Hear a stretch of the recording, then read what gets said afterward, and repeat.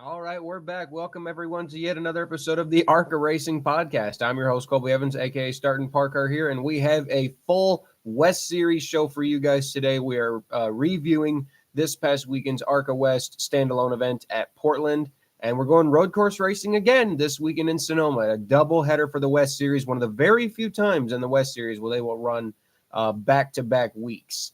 So, yeah, lots of fun road course action to talk about today. I am very excited. Like I said, welcome to the show. This past weekend's race at Portland felt like kind of a main race because it was dominated by Sawalich, but still a lot of fun West Series action. Like I said, we're all going to cover it here today. I'm going to go through my little intro. I go through the beginning of every podcast as the people file in, so you guys never miss a show when we go live, and we'll get right into the ARCA West action. So you guys know the drill. Follow me on social media. At Starting Parker on Twitter for all ARCA tweets, lower budget team tweets, and the occasional crap for some reason you guys seem to enjoy that I tweet. Go give me a follow. Be much appreciated. Like and subscribe to the channel. Turn on that bell for notifications so you guys never miss a podcast when I go live. Super chats are open if you'd like to financially support the show. You can send 50 cents. You can send $100. I don't care. If you'd like to support the show, it'd mean a lot to me. And of course, check out the Racing Experts for all NASCAR me-related content. And so, yeah, let's get right into the show, shall we? So, Portland Raceway, all the way up in Oregon, man. Long haul. Not necessarily a long haul for the West Series. Those guys are already up there. But Portland's been one of those mainstay races on the West Series schedule for quite a few years now. It's a fun road course. Not a very big road course. I kind of not necessarily compare it to how it drives, but it's kind of like Lime Rock. I would say Lime Rock, not necessarily in terms of the same road course, but how Lime Rock is a smaller road course on the East Coast, and Portland is kind of that smaller road course on the West Coast. It's not a very, very big road course. It's only 1.98 miles. It's not even over 2 miles long. So you could say it's not one of the bigger road courses. Lots of action, especially that turn one chicane. But yeah, not one of the biggest road courses. Like I said, I kind of compare it to Lime Rock, where you're used to these big 3-mile, 4-mile road courses. I mean, heck, you look at Coda. Coda is enormous. And then you look at Lime Rock, and it's under 2 miles. And then you look at here in Portland, it's under 2 miles. It's one of the smaller road courses on the schedule, but still provides a lot of action and a lot of fun. I still wish the Truck Series would go there. Still wish that. I miss those Truck Series standalones that they would have in Portland back in the late 90s, early 2000s. As for this race, we had 24 cars entered, this exact same amount of cars we had for last year's race. So the good news is we did have a decent car count, which is what I was happy about. We only had 22 cars actually start the race last year, and actually we had that exact same thing happen here too. We actually had only 22 cars take the green flag for this race. Outside of the usual West Series drivers, we did have a couple of oddball entries for this one. William Sawalich, of course, this is along with the Phoenix races.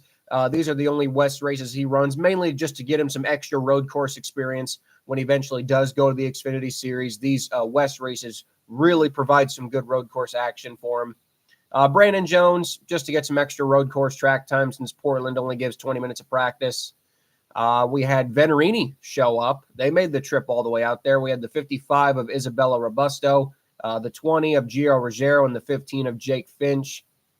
We had, then I think that was it. Other than that, I think they were Dale Quarterly and Marco Andretti. That's right. Dale Quarterly, who usually would do the road courses, and then Marco Andretti, who's kind of doing an all-over schedule between the East, West, and Main Division races. Other than that, you had your usual West Series stars.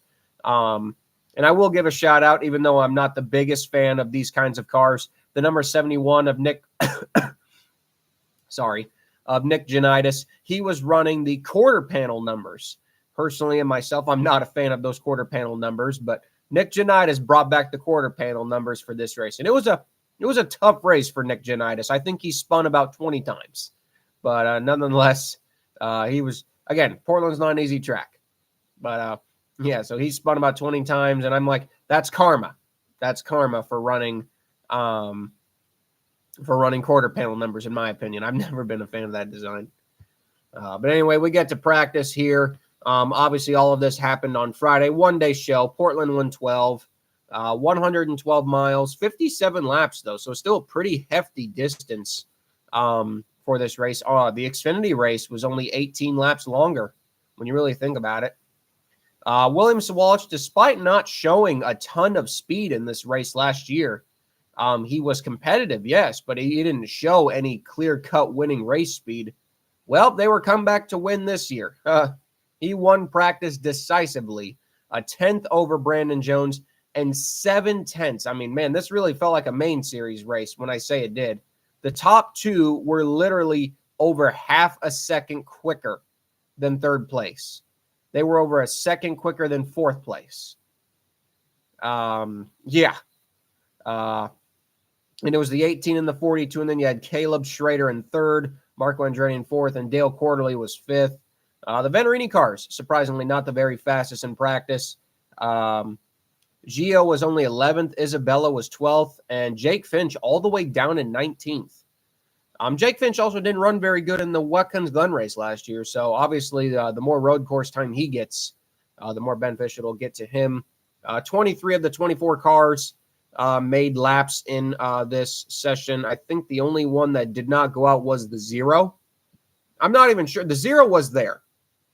As we know, the Zero is the start and park entry out of the Bobby Hillis team. That car is, I believe that car is going full time. The Zero car is going full time to get the bonus money and to help car counts. And from what I recall, it had a full oval car setup still in it. It had no road course setup whatsoever in the car. Mainly, it's going one lap. It's not like it's going to hurt it only going one lap. Tony Huffman was the driver again. He's a longtime Bobby crew member. I think the Zero did get out on track because you are required by ARCA to at least make an attempt to get onto track to get credit for the race. So I think they made an attempt in qualifying. It was either qualifying or practice where they at least made an attempt to get on track. But technically, we cannot. You can just kind of scoot them out of the way, you know.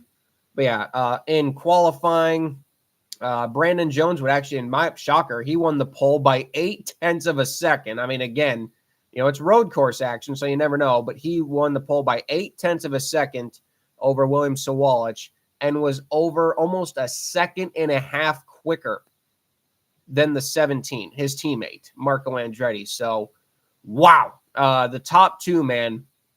I mean, you could clearly tell just by these practice times and qualifying times, there was literally no beating these top two. They were going to have to take each other out or wreck each other for anyone else to win this race. I mean, I don't know what they had in their car.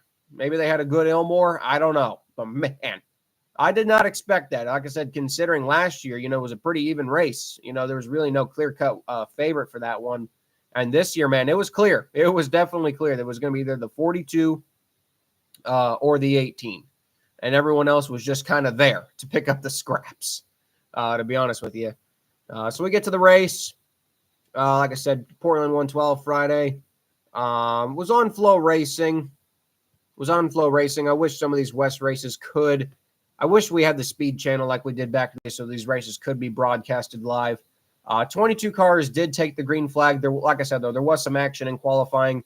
Nick Janitis spun about 5,000 times. Todd Souza, he went in through the gravel. Dave Smith. We actually had two Dave Smiths in the field. We had David Smith in the 05 and Dave Smith in the 77. Get me there? Dave Smith in the 77, David Smith in the 05. So, yeah, a little confusing right there. But unfortunately for Dave Smith in the 77, the clutch went out during qualifying, and unfortunately there just was not enough time to get the car fixed. However, Dave will be back at Sonoma as a makeup race, which really sucks. Dave was a halfway decent road racer. He's been around a long time. So that sucks for that organization. The Performance P1 Motorsports team, Joe Nava's team, been around a long time. It was former team for Takuma Koga. Then they've had a tough year in general. I think they have failed to finish all three West races so far this year. But yeah, so only 22 cars would end up taking the green flag. The green flag came out. They shot down into turn one. Now, obviously, they don't do the first corner chicane on the restart because it probably would lead to mass chaos. So it's just better for them to not do it. Brandon Jones gets a good jump on William Sawalich. Marco Andretti got a great start, so he was actually able to take second. However, things would go very sour very quickly for Marco. He would recover in the race, but he would be able to get to second before sustaining some hood damage and then eventually nearly spinning out on the first lap. So like I said, it went from good to bad for Marco Andretti very quickly, and he pretty much had to spend the rest of the race just climbing himself back to the lead lap. But yeah, they were slicing and dicing through the field. Nobody got run off track. No major damage on the start with people rear-ending each other, at least not yet. You know, this was the start of the race. Everyone just trying to get their hands going. Should mention, though, Sean Hingorani was in the 5 car for this race, the main West Series contender and last year's West Series champion. This is his 3rd different ride of the year with Jerry Pitts Racing. He is entered in the 5 car for the rest for Sonoma. So I do wonder if Sean Hingorani is going to be in the 5 car for the rest of the season. So yeah, Marco nearly loses it on the first lap. The 88 of Tanner Reif has massive hood damage. And it's just, like I said, chaos at Portland. What's new? So the field got themselves kind of all evened out. You know, everyone's just kind of feeling out what they got. Couple laps in, we have our first yellow. Wasn't exactly clear what happened. RacingReference.info has Todd Souza listed out as a crash, but it wasn't a crash. He just simply came to a stop on track under no power. He did get pushed back to his pit stall. It's unclear what exactly happened to him. I don't know if anyone else found out, but unfortunately a DNF for him. Unfortunately, a DNF for him very early. Supposedly last year was supposed to be Todd's last year, I guess, full time, but he's still going. I mean, hey, I love Todd Souza. I want to see him go as long as he can. But I thought last year was supposed to be his last one or something. But we got back going green again, and we had a 13-lap run. And this is where, man, we really started to notice, holy crap, very quickly, very, very quickly did both William Sawalich and Brandon Jones pull away from the field. And I mean, within 2 or 3 laps, they were already about 4 or 5 seconds ahead of guys like Jack Wood, Marco, Quarterly, Huddleston, and Keller, and Tyler Reif. I mean, and then it's like these guys are going as fast as they can. They are just that much faster. I mean, it's just amazing how much faster those cars were, lap by lap by lap, even with how close they were battling each other. But Dale Corley gets a good run, nearly gets shoved off track. I mean, Corley, like I said, for a man in his 60s, he's not afraid to throw it in with these young kids. And I love that. I love when you can see a driver, you know, you see these old guys in the sport, and, you know, they're just kind of out there for a good time. You know, they try their best, but they're not all that competitive. And then you got Dale Quarterly, man. He's in his 60s, and he's there to race. He is there to beat and bang with these young kids, and every time he gets it thrown at him, he throws it right back. And that is why I freaking love Dale Quarterly. He is not afraid to throw it right back at these young kids who just, most of the time, they race him like crap. So I love that about Dale Quarterly. So yeah, poor Marco Andretti. His day gets worse. He gets massive hood damage from rear-ending someone going into turn 1. Then he gets shoved off track in one of the turns. I don't know exactly which turn it was. He goes for a spin. I mean, literally, we are less than 10 laps in, and Marco's race has just gone to complete crap. And a track where you think he would be, you know, decently competitive at. It's just been a rough tenure for Marco, man, and ARCA.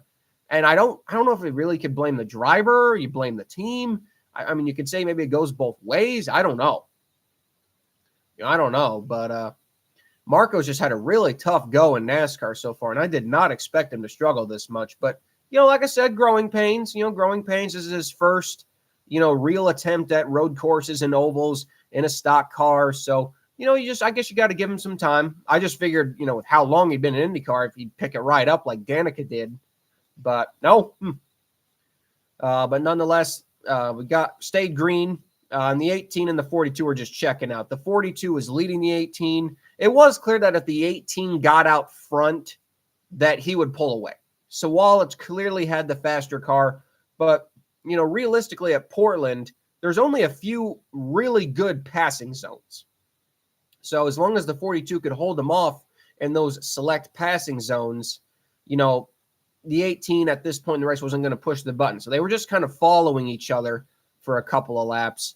We did have some off-track excursions during this run. The 71 went around again. Bobby Hillis even went around. The 50 went around. Like I said, it was just a lot of off-track excursions. Everybody's pushing hard, wheel hopping into corners. Even the Venturini cars were not immune to this. Gio went around, I believe, once as well. Nick Jonitis went around again. Why? Because why not? I don't know. He just wanted to spin again. So, but we come across again. Unfortunately, we had our next caution, Caleb Schrader, which really sucked for Caleb. He was third in practice, only qualified 10th, but a drivetrain problem ended his day. Luckily, Dale Quarterly, who had spun around, had to come to pit road, was able just barely to stay on the lead lap. He had to race these guys to stay on the lead lap. The free pass under that yellow would go to the 71. Again, poor Jonitis had a rough day. Thankfully, he didn't tear up his car. He really didn't hit the wall or anything. He just spun many, many times. So at this point, we were down. We still had 20 cars in the field, which was pretty hefty. But yeah, it just appeared he went over the turn one bump, and I wonder if the rumble strips caught part of the underneath of the car and maybe just ripped the drive shaft off. I don't know, but the replay that they showed is that the 6 went over those rumble strips, and then he landed hard on the rumble strips. And I wonder if maybe it ripped the drive shaft or ripped something underneath the car out, because then the car just immediately came to a stop. So we got back going green again. Sawalich again and Jones pulled out to a big lead. It was at this point where the Venturini cars really finally started showing their muscle. Gio and Robusto again. Isabella Robusto, man. I admit I wasn't too familiar with Isabella Robusto. Holy crap, what a talent. Yeah, she's in a Venturini car. You expect her to perform well, but not every woman driver has performed well in Venturini cars. And Isabella is doing more than enough in only a couple of starts. Doing very well. Her and Gio were into the top 5. We finally had a lead change. William Sawalich, I knew if he got out front, he would pull away. And literally a couple laps after the restart, he finally slingshots it down into turn 1, gets past Brandon Jones. However, another quick caution would again bunch the field back up. It was the competition yell at lap 5. This would give Marco Andretti the free pass he needed to get, number one, all of his damage fixed and get back on the lead lap and finally contend for some finishing positions. Because like I said, he had been having a tough go. Now, Sean Ingarani, he was doing well. He had been running as high as 3rd.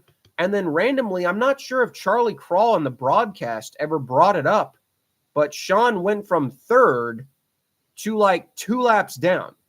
And I'm not sure if Charlie Crawl ever mentioned it on the broadcast. I couldn't find anything about what happened because these West Series teams don't do the best with live race updates. I checked the Jerry Pitts accounts. There was nothing on it. So whatever happened to Sean Hingorani, he went from 3rd all the way to like 17th, 2 laps down. And then the leaders eventually caught him again to lap him. And Charlie could tell Charlie was kind of confused as well because the last time we had seen where Sean was, he was in 3rd. That's how far they were ahead. They were 15 seconds. William Sawalich and Brandon Jones were 15 seconds ahead of 3rd place, which was Sean Hingorani for a brief time, and then it became Jack Wood. So, yeah, when I say they were hauling ass, they were flat out hauling ass. That is fast. To be 15 seconds ahead of – that's got nothing on the main division. Wow. To be that much faster, lap after lap after lap. That is flat out consistency right there. So we get to our competition break. We have our yellows. By this point, we still have quite a few cars on the lead lap. The only cars that were laps down by this point were David Smith, who he had kind of a rough day. That car was never really to his liking. And then, of course, Sean Hingorani, who lost a couple of laps trying to get stuff fixed on pit road. Bobby Hillis, he was on and off the lead lap all day. Thankfully, did get back on the lead lap. We did have a couple more retirements. There's that post. Okay, yeah, we'll get to those in a second. So we got back going green again with how many laps to go did we have? We had 23 laps to go. And again, Sawalich as the leader gets the launch on the restart, easily makes it into turn one. And probably one of the highlights of the race. I'm not sure. Was this the restart? No, this was not the restart, but we'll get to that, what I'm mentioning in a second. Sawalich gets a clean jump. Jones, again, stays in second. And everyone just, like I said, it's literally just the race for third. I'm not going to be honest with you. Jack Wood is third. Gio is fourth. Tyler Reif is fifth. Robusto, again, doing a great job in the sixth. And like I said, we were just kind of riding for a while. But then, of course, Nick Janitis spins again. Shocker, spins again. All by himself. I wonder, was this Nick's first time at Portland? If it was, though, he definitely got enough experience. But he was stalled. Not sure if he didn't have reverse or just couldn't find reverse. But he was stuck in that last chicane where the tire barriers were in front of him. Either he couldn't find reverse or the car didn't have reverse. Meanwhile, at this time, the 88 of Tanner Reif, poor Tanner Reif, man. You talk about a guy who's also had a tough season. Tanner Reif just has not been able to get out of the box in any ARCA race he's done, whether it be a main race, an East race, or now even a West race. Tanner Reif cannot get out of the box. He had the embarrassing crash at Nashville. Both of his main series races just have been plagued by issues out of his control. And then this race here where he had massive hood damage to begin the race. They just ended up ripping the hood off, so he had to run without a hood. And then I think the car overheated or something because then he had to go to the garage for a mechanical issue. I mean, it was just one thing after another with this guy. So that sucked for him. But yeah, so we get back going. It's kind of funny seeing Sean Hingorani up there in the top 10. He's got top 10 speed, but he was 3 laps down. But, they didn't really care about the scoring, so that was fun. We get back going green again. William Sawalich again. There's no beating him. There's just no beating him. That car is just too good. Jack Wood has arguably one of the funniest moments of the entire race. Absolutely loses it in front of the field. Nearly takes out the top two. Takes himself out. Thankfully, nothing serious happens there. We have our next caution, which was arguably one of the biggest crashes, if not the biggest crash of the race. And the last lap turn, the 19 of Eric Johnson Jr. bends it into the wall. Massive damage to the front of the car. So that was, I believe, was that our last crash? Look at the results. Yep, that was the last incident of the race. We got back going green again with 7 laps to go. Oh, no, I know that was the restart where Jack Wood had his moment. Sorry. It was the last restart where Jack Wood just about killed the entire field. So, arguably hilarious. I mean, that's an ARCA moment if I've ever seen one. I don't know what Jack was going for. He was trying to go for it. Wheel hopped. I don't know, but it was sure hilarious. Somehow he saved it. I mean, you talk about drifting. This car, he somehow drifted that car back onto track. He lost all of his track position. But he somehow got the car going again. Bobby Hillis went for a spin, but there was just no catching William Sawalich. Sawalich easily cruised to his second. Actually, this is his second West Series win of the year of the 3 races. It's kind of funny when you think about it. The 3 races this year in the West Series have been won by part-time guys. Bobby Hillis got turned by Jack Wood, not shocked. Jack Wood was probably pissed at himself, so he had to take out a back marker to make himself feel better. But nonetheless, William Sawalich cruises to a very, very easy victory. Brandon Jones second. Isabella Robusto third. Can you not say enough about this woman? Holy crap, is this woman talented. The best Venerini car, second best Toyota. Tyler Reif is 4th. Gio Ruggiero is 5th. Dale Quarterly ended up 6th. Marco Andretti, after all that, ended up 7th. Trevor Huddleston 8th. Kyle Keller 9th. And Takuma Koga, how about that? Takuma Koga gets a top 10 finish. Jake Finch, man, only 11th. That's got to be disappointing. Jack Wood only could recover to 12th. Robbie Keenley, who actually had his graduation acceptance at the race, finished 13th. Nick Janitis, 14th. Bobby Hillis, 15th. Sean Ingarani, 16th. David Smith, 17th. Jake Walker, who was actually running out there 8 laps down due to mechanical issues, he had a rough go. Literally not 1,000 feet from the flag, the 23 just erupts into flames. And I mean erupts. This car just goes up in flames. Yeah, I mean, this guy is not 1,000 feet from the line, and it just erupts in flames, and he doesn't even make it to the flag. Poor Jake doesn't even make it to the flag. So, for poor Jake Walker, thankfully he was okay. He was thankfully okay, but the poor 23 car just grenaded literally 1,000 feet from the finish line. That's just bad luck. So, but yeah, William Sawalich wins. Brandon Jones was 2nd. Like I mentioned, they were the class of the field. Kind of took the wins out of the sails. I did not expect it to be a 2-car dominated race, kind of like we see with the main series sometimes. But hey, you know, when you go up against the JGR team, no matter what series, it's hard. It is hard. The General Tire Hard Charger Award went to Isabella Robusto. And, of course, the Reese's Sweet Move of the race went to William Sawalich, and the Halfway Leader Award went to William Sawalich.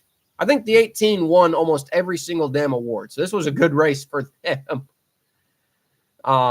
Looking at the point standings coming out of this race, I thought the race was okay. Not the best Portland race we've seen, definitely. Definitely the rain race that we saw in 22 was very, very fun. But, yeah, nonetheless, the point standings are as this right now. Sean Hingarani, that bad finish definitely hurt him in the points. Tyler Reif takes over the points lead right now. He leads Sean Hingarani by 10 points. Trevor Huddleston by 11. Jack Wood by 16. Kyle Keller by 19. William Sawalich is actually 6th in points despite missing a race, and we know he's not full-time, so we don't count him. Nick Janitis is in 7th. Takuma Koga is 8th. Eric Johnson Jr. just been a tough start to his year, so I would say, sadly, he's mathematically eliminated from the title. Todd Souza 10th, but we know he's not full-time either. Robbie Keenley, David Smith, and Bobby Hillis are a little bit down the order. They'll move up as the season gets along. So, still a very close title hunt between Tyler Reif, Sean Hingarani, Huddleston, Jack Wood. You even got to throw Kyle Keller in there as an underdog. So you got right now the top 5 separated by 19 points. So definitely it's anybody's game. Anybody's game with many, many races to go. So, yeah, not the best Portland race. If you want an honest opinion, not the best Portland race. We've definitely seen better. Did not expect the 18 to be that competitive. So whatever the 18 team has done from year to year has easily gotten them better. Maybe all that extra road course time has finally paid off for William Sawalich because, wow, what a massive improvement in speed compared to last year to this year. So, but yeah, this one was okay. Not going to be one of the overly memorable Portland races, and that's fine. Not every Portland race is going to be an absolute all-time classic, but usually these West races at Portland are very, very fun. So, wouldn't count. I'm not going to say it's bad. No, I give it a solid 7. I think 7.5 is a fair score. But yeah, you could definitely say, once again, the 18 stinking up the show like it always does. But I don't think it's going to do it this weekend as we transition to the other West Series race that's going on this weekend, the General Tire 200 at Sonoma. In my opinion, one of the best, if not the best, West Series road course race of the season. The West Series race at Sonoma is always one of the more fun races. And I'll be honest, I kind of hate that the Truck Series came to Sonoma and the Xfinity Series goes to Sonoma because I always felt like this race was improved by the Cup drivers. You know, you always say, well, the Cup drivers are leeching. You know, they're always leeching in the Xfinity Series and Truck Series. This was one of the few races where I actually liked seeing the Cup drivers racing because this wasn't the Xfinity Series. This wasn't the Truck Series. This was at the time, you know, the K&N West Series, the Camping World West Series back, when it had those old names, the Winston West Series. I miss when the West Series race had its own specialness about it for this weekend in Sonoma, because you had the Cup Series there, but you had the West Series there. The West Series felt so important. You would always have a couple of Cup guys there in the field. Austin Dillon, Ricky Stenhouse Jr., Eric Amarola, Chase Elliott. So many Cup guys would run this race. Yeah, I mean, we had Eric Amarola, Eric Jones, Daniel Suarez, William Byron, Alex Bowman, Hurricane in the chat. You're right. This race felt so important. It was so much fun because you had these Cup guys go up against the West Series regulars. And for the West Series regulars, man, this was their big chance. This was one of the biggest chances they would get all season to really impress these Cup owners. Going like, hey, I'm going to go out there and beat your driver in my own series. I always found this race so much fun for that specific reason. And like they're saying in the chat, Will Rogers ended up winning that race, basically showing that he was better than them. But then they brought the Truck Series here, and now they brought the Xfinity Series here, which I really don't understand at all. I really don't understand why the Xfinity Series needs to come to Sonoma. It didn't make sense when they announced it, and it still doesn't make sense to me now. Why the Xfinity Series has to go all the way out west to Sonoma. I think Portland is more than enough. I don't know why we go to Sonoma. But now all of those guys are running the Sonoma Xfinity race, a lot of those Cup drivers. Not all of them. Not all of them are. But a lot of the guys that you might see run the ARCA race are just going to run, the Xfinity race.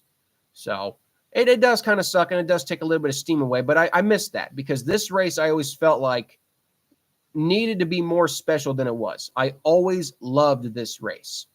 The ARCA West race at Sonoma, it felt special. And ever since they brought the Truck Series, which was a one-off, and now that they brought the Xfinity Series, it just doesn't have that specialness that it did. Like seeing Ryan Preece go up against those guys last year. That was fun. So I honestly, I would say let's get the Xfinity Series away from Sonoma, get them to another track, and let's bring back the specialness of this ARCA West race. We still have a very solid entry list. The biggest car count since 2019, the biggest car count under the ARCA West era.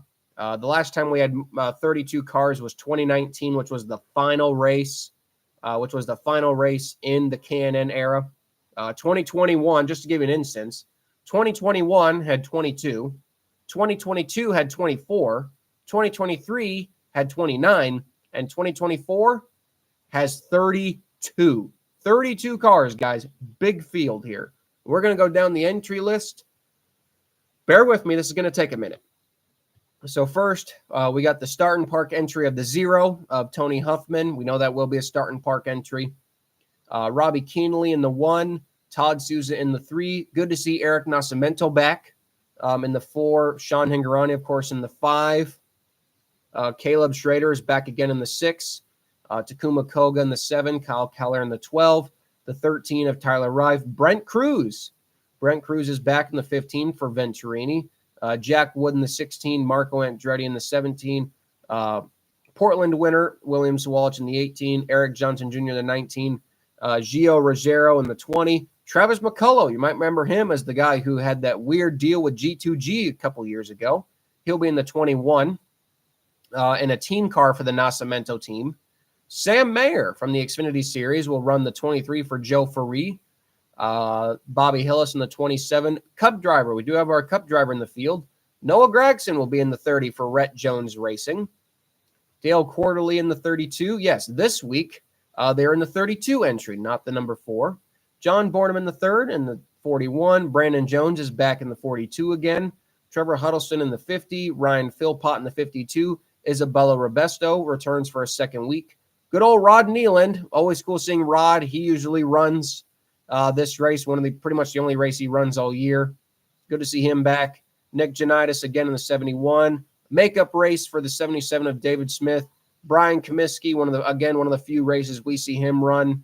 Tim Spurgeon, again, one of the few, if not the only time we'll see him all year. Good to see him back. Tanner Reif in the 88 and David Smith in the 05. So our 2 Dave Smiths in the field again. That won't get confusing. The good news is, looking at this entry list right here, the only starting park in the field is the 0. So we have 31 full race cars for this race. That is going to be fun, man. 31 full race cars for the ARCA West Series. When you really think about it, that's only 7 less than the Cup race and only 7 less than the Xfinity race. So they're bringing a pretty decent-sized field for this one. I'm excited for it. Like we discussed with the point standings, this is a very big weekend for the championship. Probably the biggest field that we will see outside of the 2 Phoenix events. I'm sure the Phoenix race this fall will draw a 30-plus car field. But for now, this is the real opportunity race for guys like Sean Hingorani, Huddleston, Jack Wood, and Kyle Keller. They really got to gain some ground on Tyler Reif on this one. But Tyler Reif, man, he has been absolutely on fire. Only 3 guys, I believe, have completed every single lap in the West Series this year. And that actually is Kyle Keller, Trevor Huddleston, and Tyler Reif. They're the only 3 guys to complete all 322 laps in the West Series for 2024. So, yeah, and shout out to Kyle Keller for that. He's been one of the more consistent guys on the West Series schedule, just a little bit of extra funding, and he'd be right up there with them every week. But obviously, we know the guys who are going to be tough to beat, like Brandon Jones, Noah Gragson, who actually won this event in 2019. Obviously, William Sawalich. And I would throw in Marco again. You know, his experience at Sonoma and the Indy cars might help. Definitely Brent Cruz. Brent Cruz has been killing it in Trans Am, so you could say you could throw him in there. Throw in Sean Hingorani as well, just because he's a good road racer. Caleb Schrader, of course. And you could say throw in Tyler Reif. In this race last year, it was dominated by Ryan Preece. He won the pole, led 50 of the 64 laps. Landon Lewis, you know, I don't know where he went, but they were the only other car to really hang with him. Sammy Smith in that one-off for Hattori, you know, and then Riley Herbst, he was in the 5. So definitely the entry list is a lot different than it was last year. A lot of different drivers, a lot of different entries. So you really can't compare this race to last year with all the different drivers we have in the field. Now, noted, William Sawalich in this race last year only qualified 9th and finished 5th. This was one of the few races last year where Williams showed no signs of being like actually competitive for the win. You know, like he was competitive, but he wasn't competitive for a win. So I wonder if the speed we saw at Portland will carry over to Sonoma. Yeah, I know Landon Lewis races in the Cars Tour. It was just weird why he left the 17 just so randomly. But yeah, so it'll be interesting to see how competitive William Sawalich will be. Will we see one of the West Series regulars take it to the bigger guys? I could see it. Jack Wood, he's a decent road racer. As long as he doesn't wreck himself. Todd Souza, you never know, man. He's a good road racer too. John Borneman III, I mean, he got a top 10 finish in this race last year. You never know. You know, you never know what could happen in these races, obviously. Like I said, though, if I had to get a pick, though, man, I tell you, there's so many picks for this one. This one is just hard to beat. But if I had to go for an honest pick for this race, I am going to go with I'm going to go with Brent Cruz as my race winner's pick. And my underdog, we'll go with Marco Andretti. I think that's a fair pick. So who do you guys have in the chat? I'm going with Brent Cruz as my winner's pick. And my underdog pick, I'm going with Marco Andretti. And then as for the entry blank, we'll go ahead and take a look at it. The entry blank for Sonoma, obviously, will be on Flow Racing. 64 laps, 127 miles. First place, $10,000, $18,000 with all contingency awards, $9,625 for second, and $64.50 for third. With 32 cars in the field, last place will pay $1,500. I know payouts are not good. We've been over that 1,000 times. With the Flow Sports, though, of course, the $500 bonus plan to be the top 15 eligible car owners. So that's an extra $500 for them, which, again, every dollar goes a long way. It really does. Then, of course, $200 for the top 20 bonus for Flow Racing as well. And the race will be live on Flow Racing at 6:30 p.m. Eastern, 3:30 p.m. their time. So it'll be worse for us, but, okay for them. And I think it's going to be a good one. Like I said, earlier, this is one of the few races in the West Series that I think really should have more importance to it than it actually does, just because of the different drivers that you see from the bigger leads come in. And that, like I said, this race just used to have more spotlight, and now it's just gone because they brought the second-tier series. So I hope we see that change down the line sometime. I hope we don't need the Xfinity Series at Sonoma. We don't. Just have them run the West Series there and the Cup Series there. That's more fun for me. It's more fun, I think, for the West Series competitors in general. And, I think Brent Cruz is going to get it done for Venerini. And my underdog pick, though, man, I tell you, it'd be cool to see Marco win an ARCA race. That's for sure. And you are right, yeah. I think one of the surprising entries about this, no Connor Zilich. I didn't even think about that. Yeah, that actually is very true. Especially with this being a Cup weekend. I didn't even think about that. Good point in the chat. Maybe it made sense for them not to be in Portland, but that does shock me that Connor Zilich will not be racing this weekend's West Series race in the 28 for Pinnacle.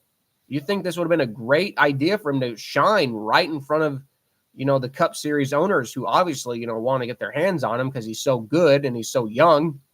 So, but yeah, it's going to be a fun race. Like I said, it's just weird to have these back-to-back West Series races. We're not used to that.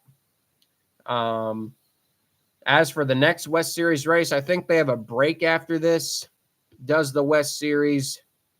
Let me check the schedule real quick. But I think the West Series has a break after this. I think their next race is Irwindale, the doubleheader at Irwindale, if I'm not mistaken.